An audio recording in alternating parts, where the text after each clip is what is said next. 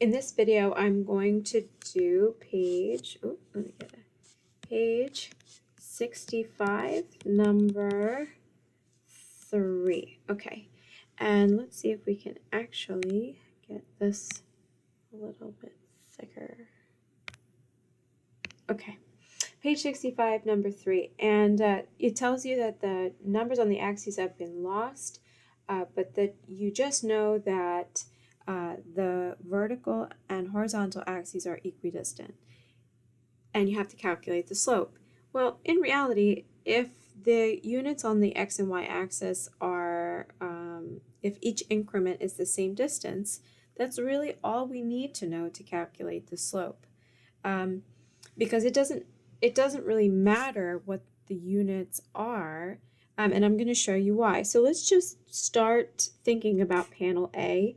And let's actually just plug in numbers for the unit. So let's say this one is 1, this was 2, 3, 4, 5, 6, 7, 8, 9.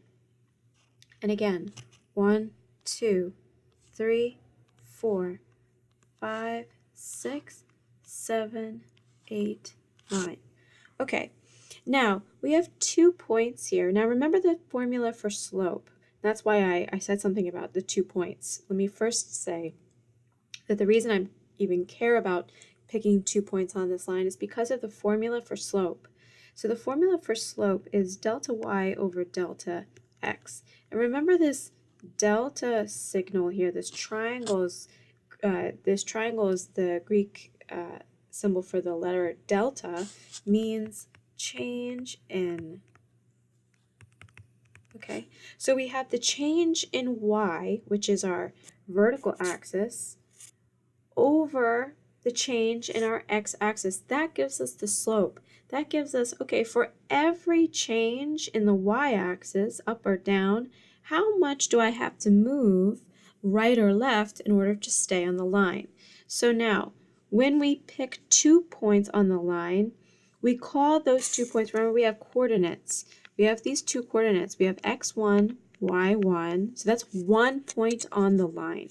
So maybe it's, say, this point right here.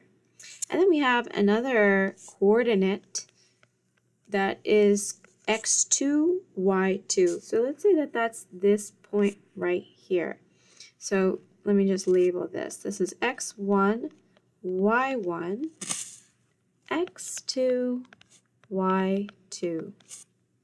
Okay, and now when we're using points and coordinates this way, the way I'm going to write my formula is, what I'm going to do to get the slope is y2 minus y1 over x2 minus x1. Some of you may have learned it as y1 minus y2.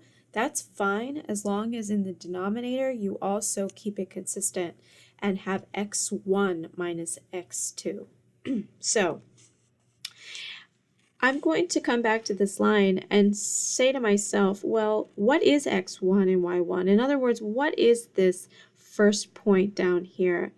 And if I just, it's not the easiest because it's very small, but if I eye it up, what I see is that I have the point 4, so there's 4 on the x-axis, and then I'm at 0 on the y-axis, so this is the point 4, 0. And then if I look over at x2, y2, and I say, okay, what are my values on the y-axis actually? Well, the x value here is 0. I'm at 0 on the x-axis. This is 0 right here. Okay, 0, and then 8. Okay, so I'm at 8 on the y-axis. So, okay. And from here, so notice, as I've written it, this is my x1, this is y1, x2 is 0, y2 is 8. All I need to do now to calculate my slope is just plug it into the formula. So y2 is 8, y1 is 0, x2 is 0, and x1 is 4. And I just subtract, and I have 8 over -4 or -2. Now, it wouldn't have mattered. It wouldn't have mattered what my points were. This could be 4 or it could be 40. But correspondingly then, this wouldn't have been 8, it would have been 80. Remember, the problem told you that the distances between the two points on either axis is the same. So if I had from 40 to 50 here, I would have had from 70 to 80 here. And when I did the subtraction and plugged it into the equation, I would have gotten the same thing. I would have gotten -2. So it really doesn't matter that I didn't actually have the units. I could just put the units in myself.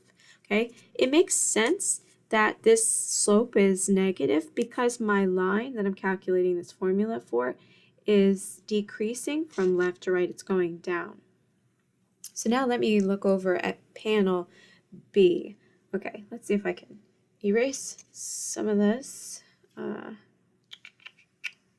So can I get, you know what, let me do this, that, and crop.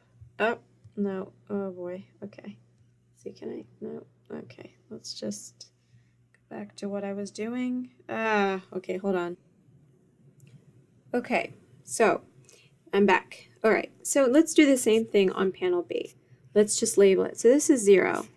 That's at the origin. It's called the origin. It's 0 for both axes. So this is 1, 2, 3, 4, 5, 6, 7, 8, 9.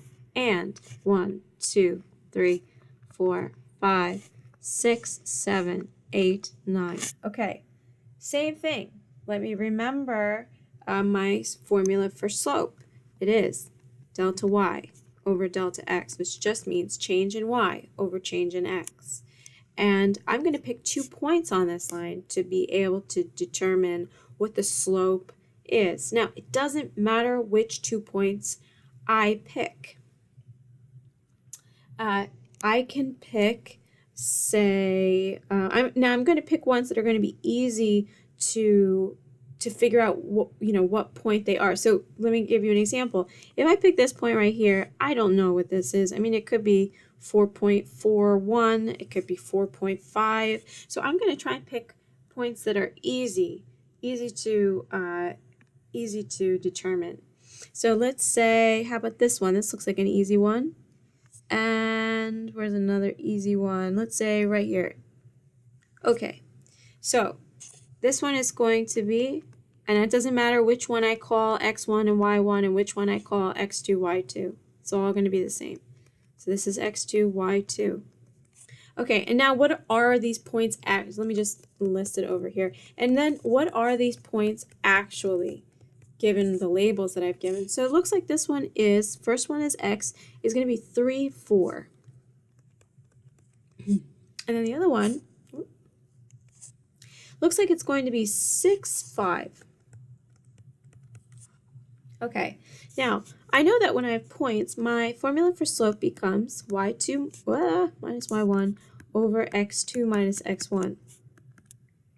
And so what it's going to equal is, when I just plug it in, y2 is 5, y1 is 4, x2 is 6, and x1 is 3. And I calculate this out, and I have 1 over 3. So my slope is 1/3. Okay, now it's very small. 1/3 is pretty small, and that makes sense because this line that I have in panel B, it looks like it is almost, it's pretty flat.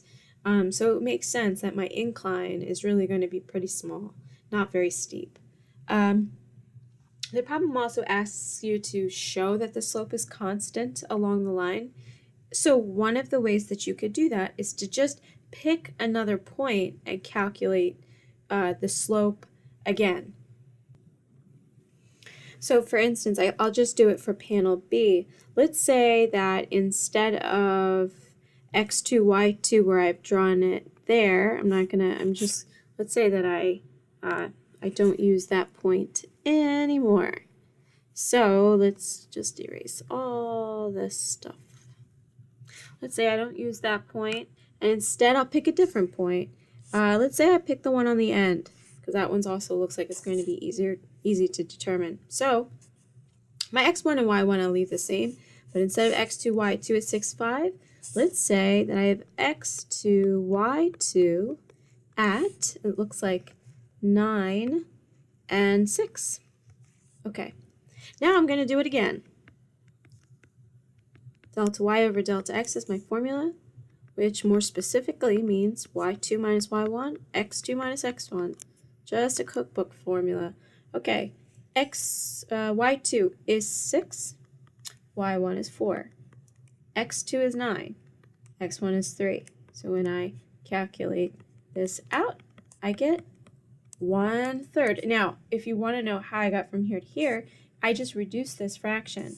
So what I did was to say, okay, well, 2 out of 6 is actually the same as 1 out of 3. And to understand that more specifically, we would say, okay, if I divide 2 by 2, I get 1. If I divide 6 by 2, I get 3. And so my final answer is 1/3, which is the same as the answer I got before. So, I can sort of just take a little leap of logic here and just assume that all along this line, the slope is going to be constant.